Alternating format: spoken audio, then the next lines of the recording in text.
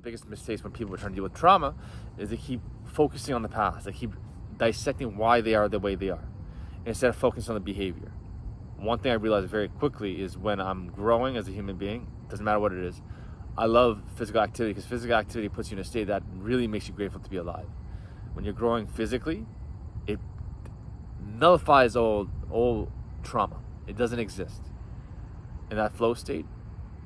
And by doing that every single day, it snaps you out of it. I went into that state last week. I didn't do my YouTube video, and I felt like a total fucking bitch.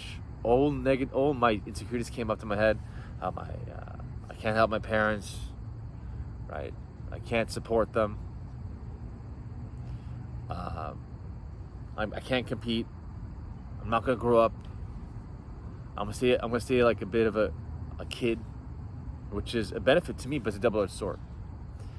So I wanted that state, but it was the longest I've been in a long fucking time, like half a day. That shit doesn't happen.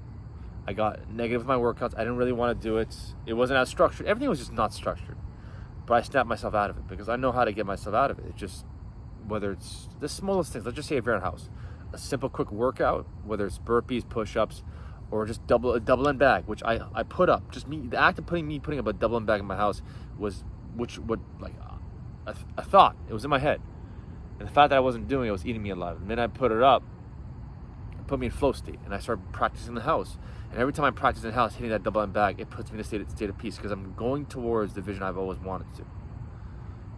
Right? So when I made that connection, it really put me in a positive mindset. You guys, everyone needs a simple process to snap you out of it. It could be a simple workout, but your ability to train anywhere, any place, anytime, gym, home, office, or so I said this 1,000 times, is what's going to create inner peace. Once you realize it's growing, that makes you snap out of it, you kind of realize how to navigate through your day.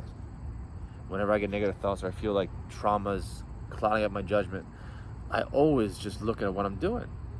And it's these workouts that I do first thing in the morning or later on in the afternoon, which I do martial arts, which puts me in a state of peace. Every single fucking time. But it has to be earned. The more negative we are, the harder it is. The more trauma we're dealing with, the more we have to go. We have to push. And I think that's one of the biggest struggles that people have. They don't understand intensity. They don't know how to put in the work. They just kind of loaf around in the gym, think they're working, but they're not. They're probably fucking packed with drugs and vices, and it's harder for them to fucking stay present.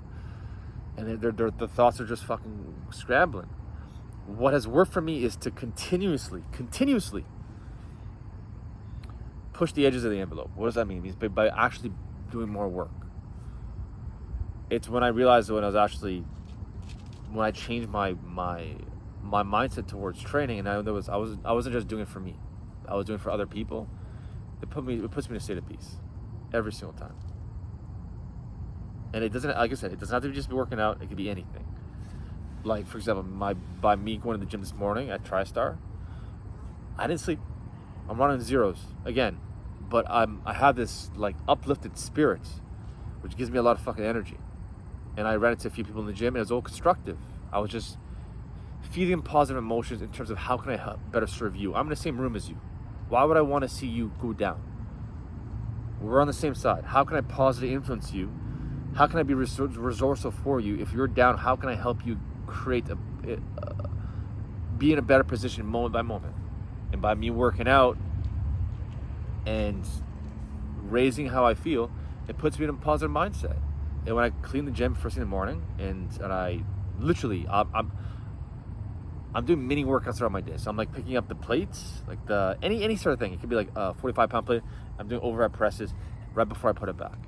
By the time I fucking finish the whole gym, I already did a mini workouts. I've tapped into a mindset, which I'm always doing. I'm always growing. I'm always elevating. I'm always using my body to create a positive feeling in my system. And it's that hard work which puts you out of any sort of ungrateful attitude. Because not only am I cleaning the gym for other people, such that we can perform better, we can come in the gym with a clean mindset, it's also that I'm elevating myself. I'm making myself stronger for what I want to do. I'm just giving you ideas of what has worked for me. In these states, trauma does not exist. Negative doesn't exist. It can creep in, and when it creeps into my mind, I don't associate my thoughts and I say that's me. I don't go start dissecting it. I just literally realize, okay, I'm slipping out of alignment. I'm not in flow state. I'm not in the path that I'm supposed to. So if I'm supposed to make a YouTube video, make that YouTube video. So if I'm supposed to work out, do that workout. Go through the motions of it and be structured with the habits that aligns where we want to grow. People are so fixed on the vision, if they get there or not. I tell people, keep going towards the vision and it will grow. The less limitation you have, the bigger those dreams are. People need to just start focusing on what they need to do. If you're struggling with like abs, for example, it's on your fucking mind. By just looking at gyms, it's gonna put you in flow state. But the act of doing something is also gonna put you in flow state, because sometimes that's also procrastination, where people just keep like flipping through gyms. In reality, the next step, which you deep down inside know, is to, like, for example, go into a gym, do tours, find a trainer that you're comfortable with, have conversations. This is the path. This is how you snap out of it. Of course, the body is very important. Very important.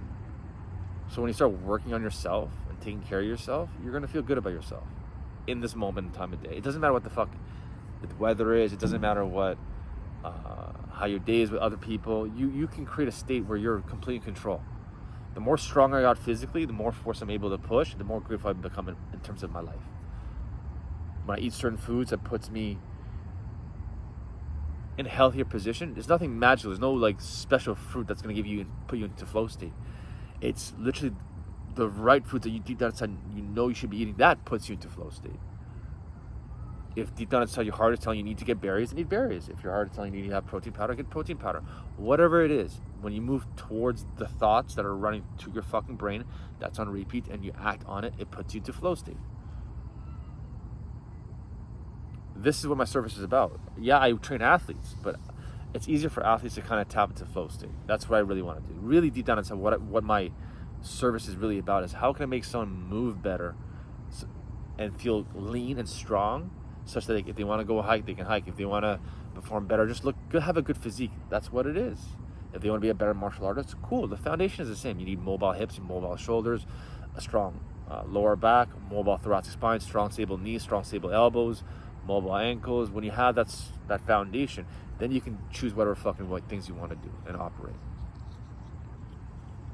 And then you have that mindset, that warrior mindset, where you tap into that process, those habits which aligns with the vision you want to be. You want to be whatever it is. You don't need a vision board. You don't need to draw this down and draw where you want to go. But you need to be very honest with yourself. What's the next steps? And commit to it every single fucking day. The habits are non-negotiable. I've accepted that.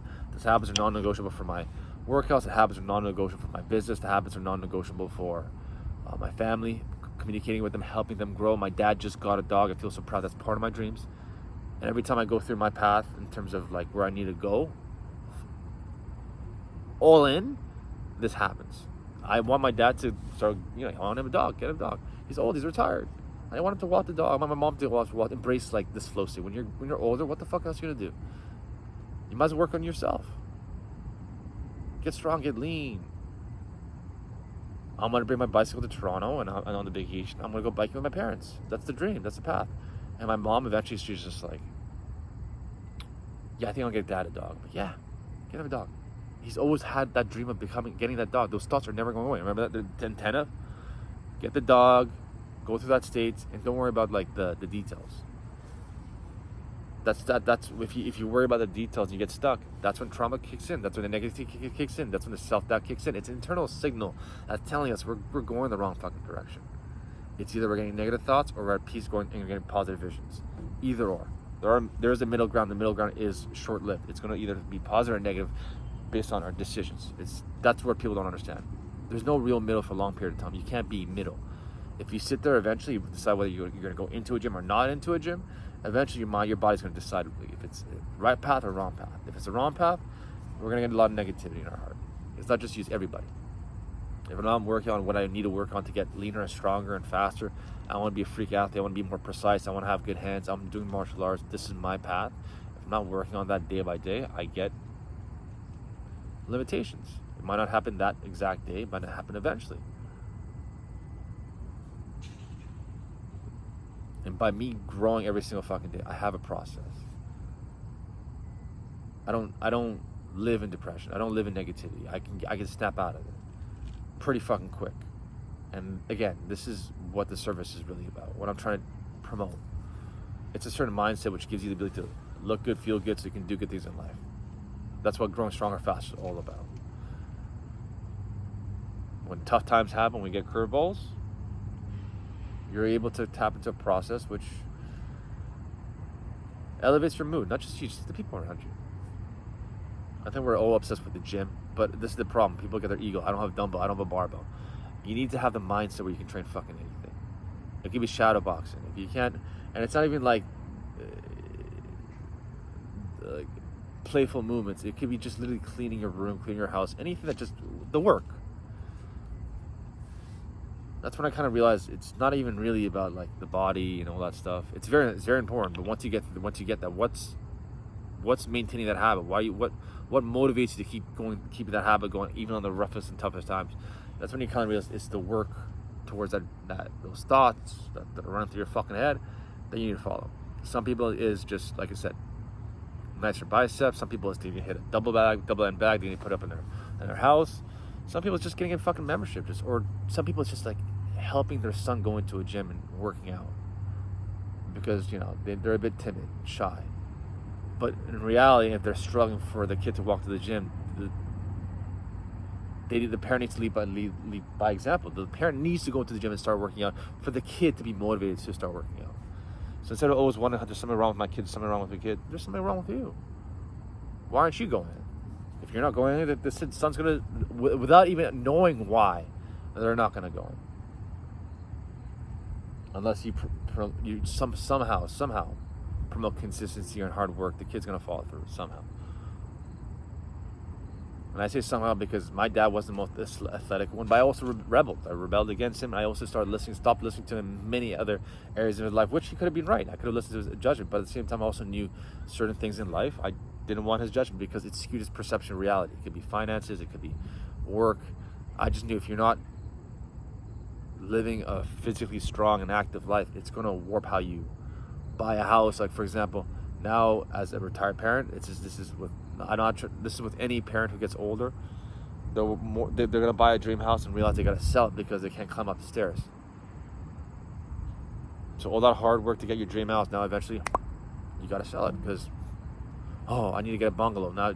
So you should just invest in yourself to feel good. I don't have time to work. I got to afford that house, which I have to sell because I can't climb the steps eventually, and I have to sell it eventually. Which it's people don't see this. You're going to eventually pay for it, some shape, form, or manner. Eventually. And if you just stop working on yourself, it's gonna come. It's gonna come in. Well, then that begs the question. Someone says, "Okay, Sam, why do you train if you're gonna get hurt? Why do you do martial arts?" Because I'm not gonna fucking stop, even if I do it so I can feel good. I want to compete, but I'm not gonna live and die a fighter fighting for like a medal for martial arts, and that's exactly what I want to fucking get. That's my whole fucking life. I see it as service. That's all I see it as. I'm 33, turning 34. Why the fuck would I jump into an octagon fight and this is the only thing I really want to do? I'm a bit more wiser than that. I'm going to compete because I can do that. Those are my thoughts. My heart says you need to train 6 hours a day.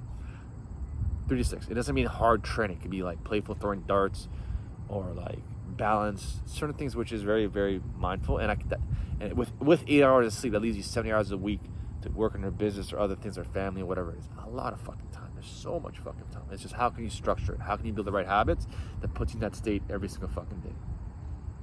And when you're in that state where you're training 6 hours a day, you're 70 hours a day, you work on relationships and other people, your business, and 8 hours a day you're sleeping, which that's my weakness. I gotta work on my sleep, but I've gone a lot better, and people realize, well, you need to get some sleep. No, sometimes you just have to do shit.